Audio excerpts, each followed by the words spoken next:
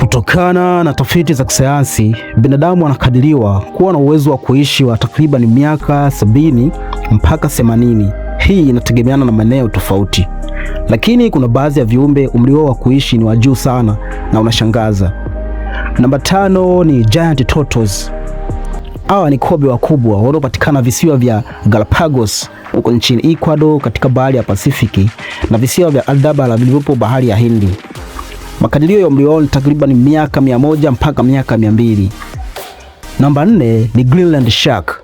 Hawa ni papa wanaopatikana katika visiwa vya Greenland katika bahari ya Arctic na kaskazini ya Atlantic zenye maji ya baridi kwa kiasi kikubwa. Makadirio ya umri wao ni takriban miaka 250 mpaka miaka 500. Namba 3 ni ocean quahog.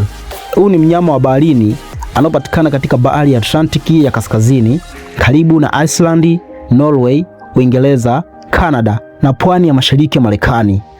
Makadirio ya umri wao ni zaidi ya miaka 500. Huu ni umri uliothibitishwa na wataalamu ama na watafiti. Namba 2 ni black coral. Huu ni mnyama anayepatikana katika bahari za kitropiki na bahari zenye kina kirefu zaidi duniani kote. Makadirio ya umri wake wa kuishi ni zaidi ya miaka 4000 kwa baadhi ya species na kutokana na makadirio pia. Namba 1, the king himself. Huyu ni mnyama anayepatikana bahari za kina kirefu za Pasifiki, Atlantic na bahari ya kusini karibu na Antarctica. Huyu anaitwa glass sponge. Makadirio ya umri wake wa kuishi ni takriban miaka 10,000 mpaka 15,000 kwa baadhi ya species na makadirio ya kitaalamu. Sasa mbinu kadhaa zinatumika katika kuweza kutambua umri wa wanyama hawa, ikiwa ni pamoja na radiocarbon dating. Yaani hii ni kupima mifupa yao inaweza kuwa na umri kiasi gani.